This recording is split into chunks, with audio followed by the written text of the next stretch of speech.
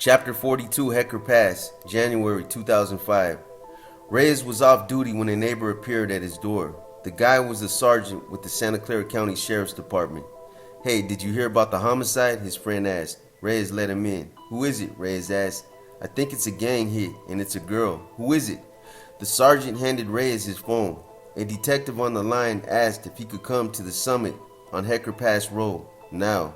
"Yeah, no problem," Reyes told the man. As soon as he hung up, he called FBI agent Roland Martinez because this one was big, really fucking big. It was another of the Central Coast clear and warm winter days, but it was hard to tell. There was a sky up there under the deep canopy of trees.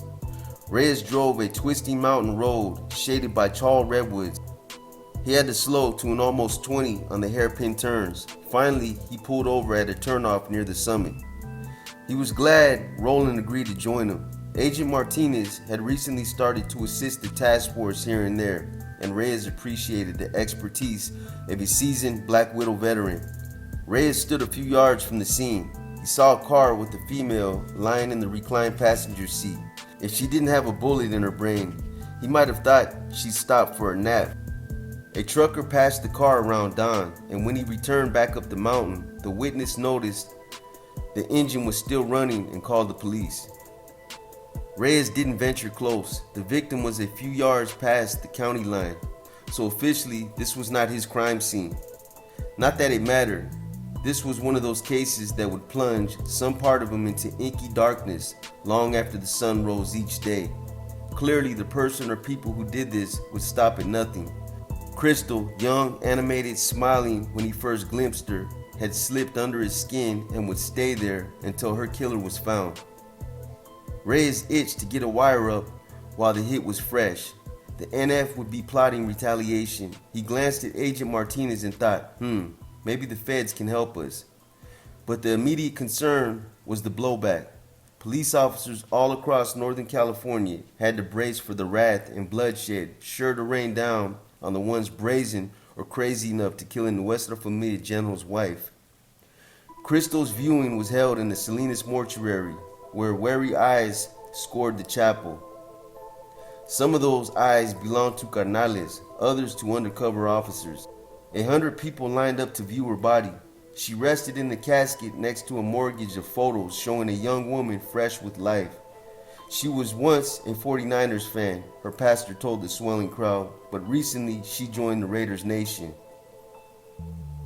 From a little side room next to her coffin, gut-wrenching sobs came from Crystal's mother as she begged her daughter's lifeless body for forgiveness. In the same cemetery where John Steinbeck was buried, pallbearers wearing matching Raider jerseys carried Crystal to rest. Bubba was among them. The day after Crystal's body was found, Reyes and Agent Martinez drove to the Santa Clara County Sheriff's Office to meet with the detective sergeant. The hit was incomprehensible. A general's wife killed in the open. A message, a taunt, the loudest, boldest fuck you anyone had ever delivered to the NF. Did it mean that after 30 years of rivalry, the Mexican Mafia had finally launched an all-out war? This was the most brazen attack on either gang's leadership since La M leader Cheyenne Cadena was thrown from a prison tier. Except it was worse. They killed a female, family, a civilian, someone who in the past would have been off limits. What calamities should the Northern Exposure officers prepare for now? What sort of hell would descend on the state when the NF hit back? Reyes and the FBI kept asking themselves, who the fuck was insane enough to do this? As their meeting with the Santa Clara detectives progressed, Reyes noticed that Martinez kept his information close to his vest. Very close.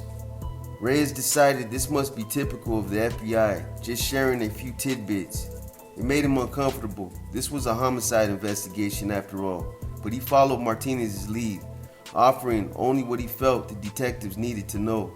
He didn't tell them he planned to go up on a wire. He didn't tell them he had informants. He and Agent Martinez just let the detectives know they were aware of who Crystal was and who she was involved with. They joined the detectives as they combed through the victim's vehicle, which had been towed to the sheriff's building. The detectives showed them Crystal's cell phone and asked for helping to identify her callers. The one team had developed a list of phone numbers from the local regiments and was constantly reviewing who talked to whom. Reyes felt that they had the local phone network down pretty well. He and Martinez immediately recognized several numbers and put names to them.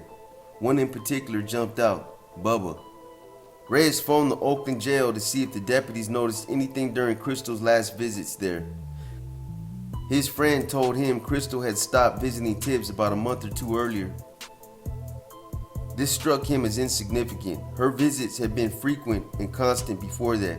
When people strayed from their norm, Reyes believed it indicated a fundamental shift in their lives. Something had changed, and he was sure that when they learned what that something was, it would explain who wanted Crystal dead and why. The one cop stayed on the edge, waiting for retaliation hits. The streets were too quiet. It didn't make sense. Why didn't the NF leaders strike out at their enemies?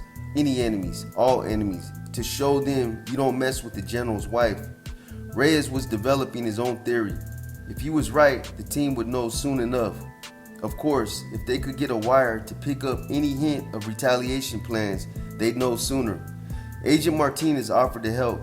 He said he'd take the team's wiretap request to the U.S. attorney to approve the warrant, but first, they had to gather enough probable cause to satisfy a federal judge. The federal court in Northern California was big on civil liberties and tough on cops wanting to eavesdrop, but surely, Reyes thought, their probable cause was solid enough after the murder of a general's wife on a public highway. It was logical the local NF crew would be planning a response. The streets stayed silent, but around the state, prison communication channels were abuzz. In Pelican Bay, investigators confiscated a kite filtered out from the generals in Oakland. The note explained to the leaders in Crescent City that the generals had grown unhappy with Tibbs' bride. She was no longer performing her expected duties. She was no longer functioning, the kite said. Reyes saw then that his hunch had been right. The NF wasn't going to strike at its enemies because the gang itself had ordered the hit. Crystal's loving husband was likely the instrument of her death. How the generals had executed this order while they were supposed to be under the watchful eyes of the feds was a question better left for another day. The one team now had motive and evidence of a green light from the highest level, but deeper questions remained for those worried about safety in the streets. If the generals ordered Crystal's death, who in the hell pulled the trigger? What was the chain of command? Where was the killer now? A source in Salinas learned that Tigre had quickly found a replacement female. The women had forwarded communication from Tigre to Tibbs a couple of times. She made runs to Sacramento for the gang. She thought these tasks harmless enough until she read in the newspaper that the girl murdered up on Hecker Pass was the general's wife. She told Tigre she wanted out. "You're going to get whacked," Tigre warned her. The woman went underground without a word, leaving Tigre back at square one. He'd find another girl soon enough.